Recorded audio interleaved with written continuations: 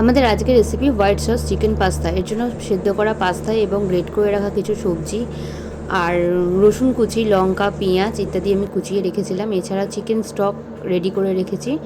এরপর তেলের মধ্যে আমি গাজর এবং সমস্ত সবজি, ক্যাপসিকাম, লঙ্কা, পেঁয়াজ দিয়ে ভাজা করে নেবো। একটু ভাজা হয়ে গেলে আমি ওটা তুলে রাখবো। সাথে নুন অ্যাড করব। নুনটা এখনও অ্যাড করব এবং পরেও অ্যাড করতে হবে। এরপর ওটা তুলে রেখে সামান্য তেলের মধ্যে কিছুটা বাটার এবং রসুন কুচি দিয়ে একটু ময়দা অ্যাড করব, এটা হোয়াইট সস করার জন্য। হোয়াইট সস করার জন্য আমাকে এর মধ্যে ময়দাটাকে খুব ভালো করে ওই বাটারে ভাজা করে নিতে হবে এবং রসুন থেকে যখন গন্ধটা ছাড়বে তখনই কিন্তু ময়দাটা দিতে হবে। এরপর আমি দুধ অ্যাড করলাম। দুধটা অ্যাড করে যদি মনে হয় আরেকটু লাগবে তো আরেকটু দুধ অ্যাড করা যেতে পারে, তবে আমি চিকেন স্টক দেবো বলে বেশি দুধ অ্যাড করিনি।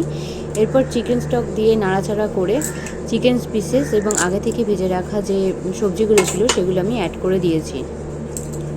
এরপর ভালো করে একটু ফুটতে দিতে হবে গ্রেভিটা, মানে হোয়াইট সস গ্রেভিটা তৈরি করছি। ভালো করে ফুটে উঠলে আমি পাস্তাটা অ্যাড করে দেব। এরপর আমাকে কিছু গুঁড়ো অর্থাৎ ব্ল্যাক পেপার পাউডার এবং অরিগ্যানো আর পুদিনা, যেটা হোয়াইট সসের মেন উপকরণ, ওটা অ্যাড করে দিতে হবে।